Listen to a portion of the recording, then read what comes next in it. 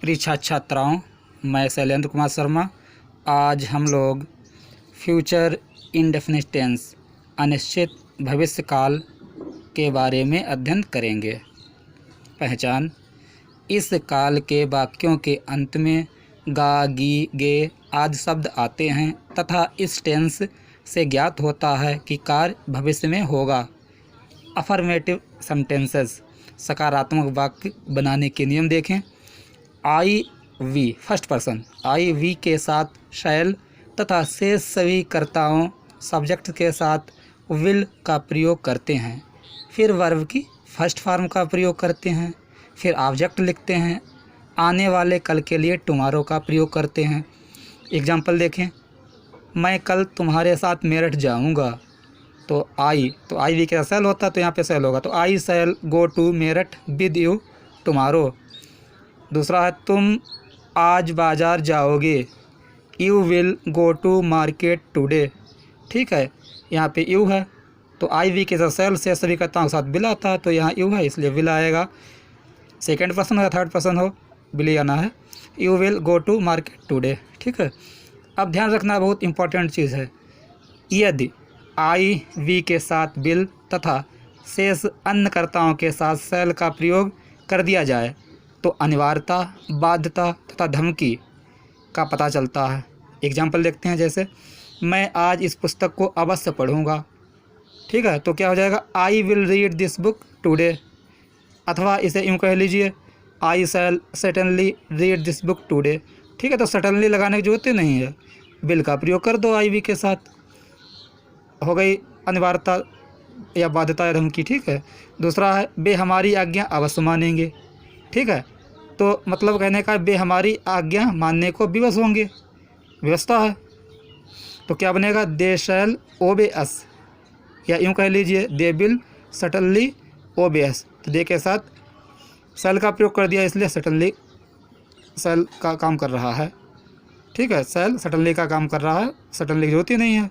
तो क्या बनेगा, दे शैल ओबे अस। ठीक है, ध्यान रखना है, धमकी देनी है, आज्ञा है, अनिवार्यता है, तो इसके लिए बाध्यता है, तो इसके लिए आई बी के साथ विल से सभी कर्ताओं के सेल का प्रयोग किया जाता है।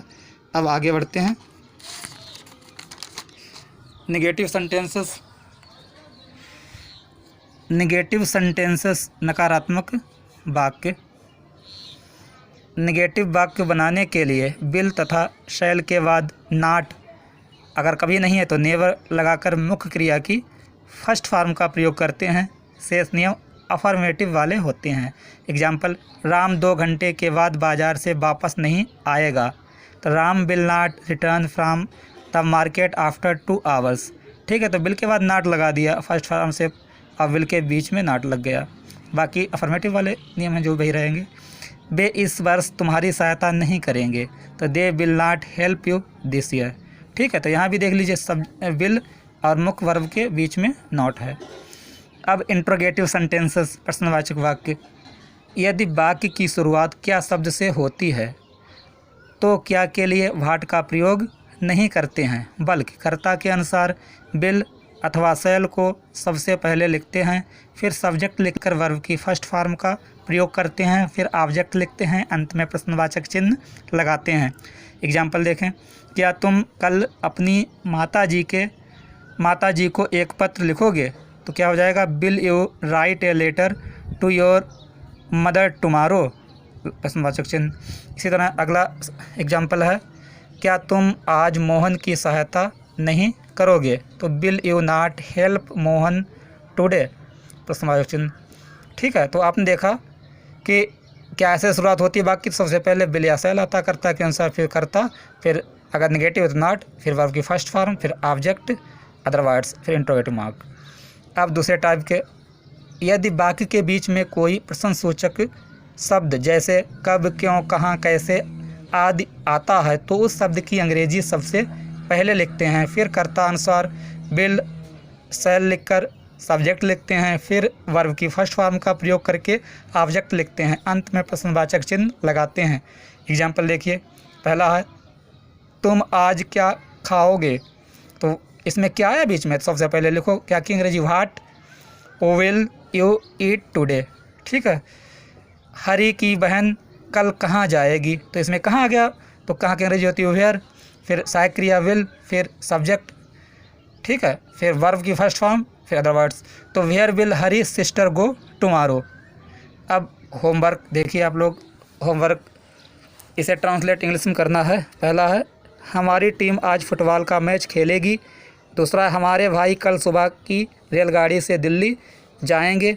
तीसरा है तुम्हें मेरी आज्ञा माननी पड़ेगी। चौथा मैं तुम्हारी सहायता अवश्य करूँगा। पाँचवा है हरी आज साइकिल नहीं खरीदेगा। छठा है वह लड़की कल स्नान नहीं करेगी। सातवां है क्या आज तुम अपने गांव पैदल जाओगे। आठवां है यह चपरासी कल घंटी क्यों नहीं बजाएगा। ठीक है, आप लोग इन्हें इंग्लिश में ट्रांसलेट करके हमें व्हाट्सअप कर सकते हैं, चेक करा सकते हैं। धन्यवाद। जय हिंद, जय भारत।